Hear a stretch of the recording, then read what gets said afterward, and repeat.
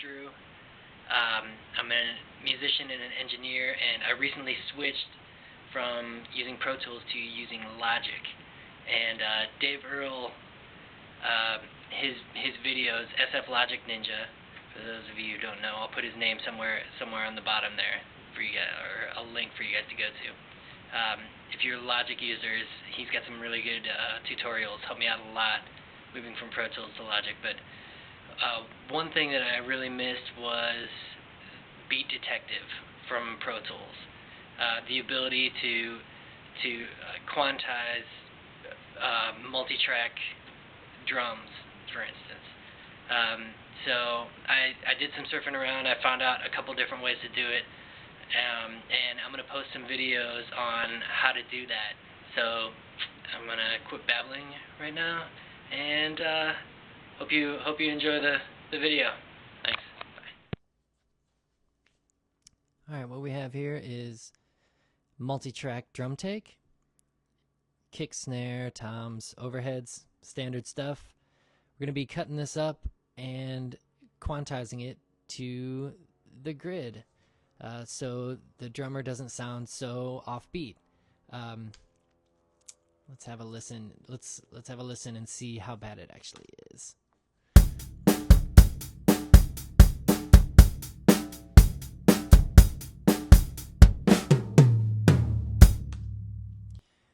All right, so pretty bad. First thing we're going to do is open up the mix window right here, and you're going to select all of the tracks in the drums. I've already done this, and you're going to create a drum group. All right. You want to make sure anytime you're recording something with multiple mics that you have this checkbox selected, region selection edit.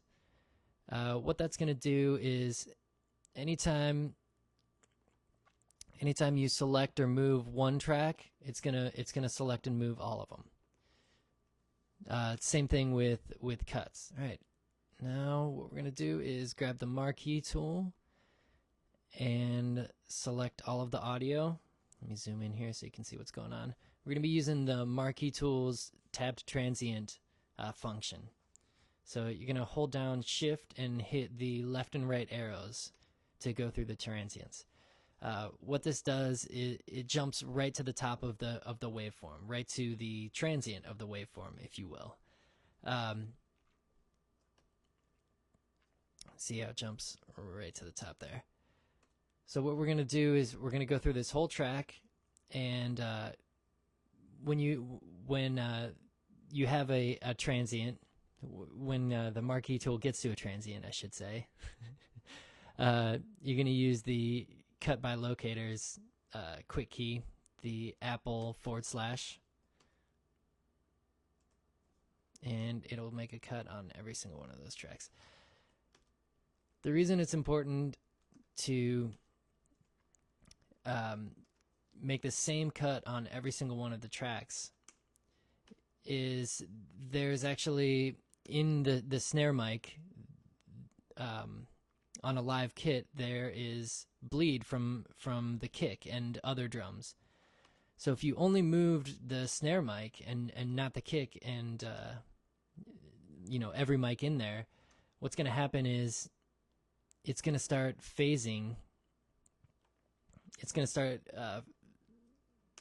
phasing it and kind of sounding crazy. So you want to make sure that every cut that you make and every move that you make is made the same on every single track in your drum group. All right, hang on. I do want you to see.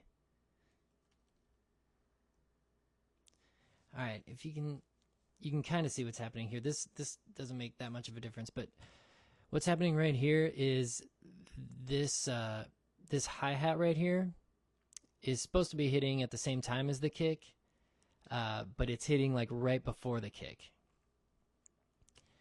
So because the hi-hat, we can't just move only the hi-hat because of what I was mentioning before, because it's going to start phasing. So what we're going to do is we're going to tab to the top of the kick and cut right there.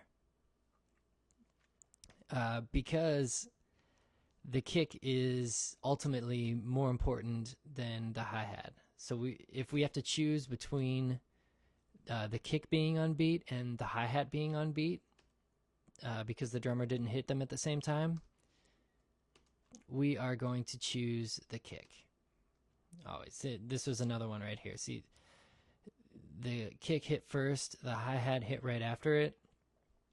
But from a listening standpoint, you're going to want to hear the kick right on the beat, and the hi-hat's just going to have to be a little bit off. All right, when you're doing this, you're going to have to sit through the whole process and and edit the whole thing. But through movie magic, I'm almost done here anyways, actually. I was going to say I was going to magically be already done, but I am pretty much already done.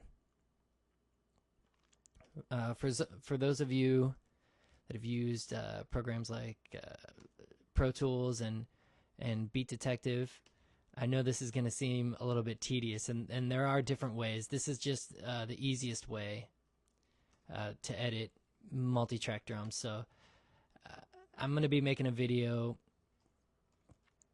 of a way to do it a little bit faster, a little bit more like Beat Detective. But if you just want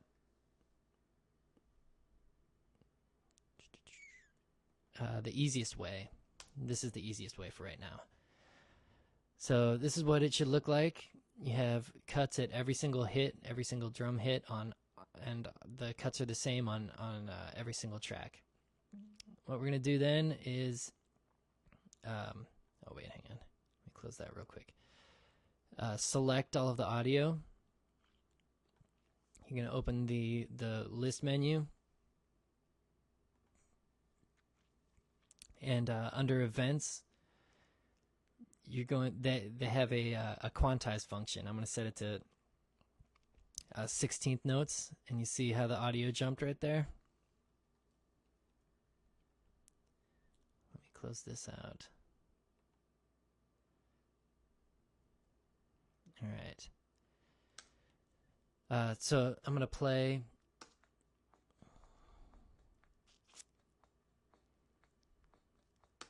All right. It sounds better, but now it sounds, you can hear some of the edits, and it sounds kind of chopped up.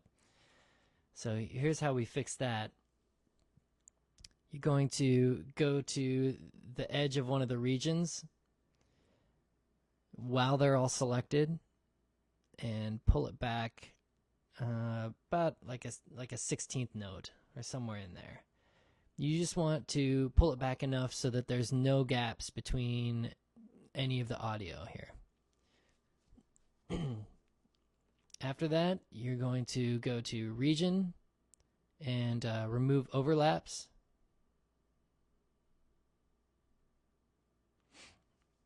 Then we're going to go, while all of the audio is still selected, we're going to go over here and do about a 5-second fade.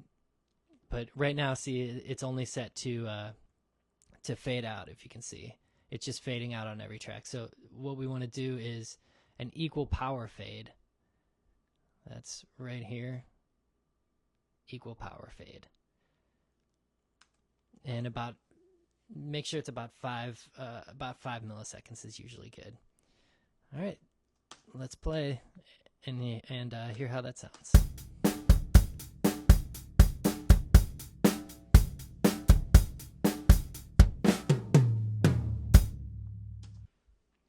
Much better, much better. Yeah, I just wanted to really quickly give another thanks to Dave Earl for putting up all those videos. I know I realized doing this video how hard it is to find time to do all that stuff. So it's really cool of him. Thanks, Dave. I'm looking forward to the next one. All right.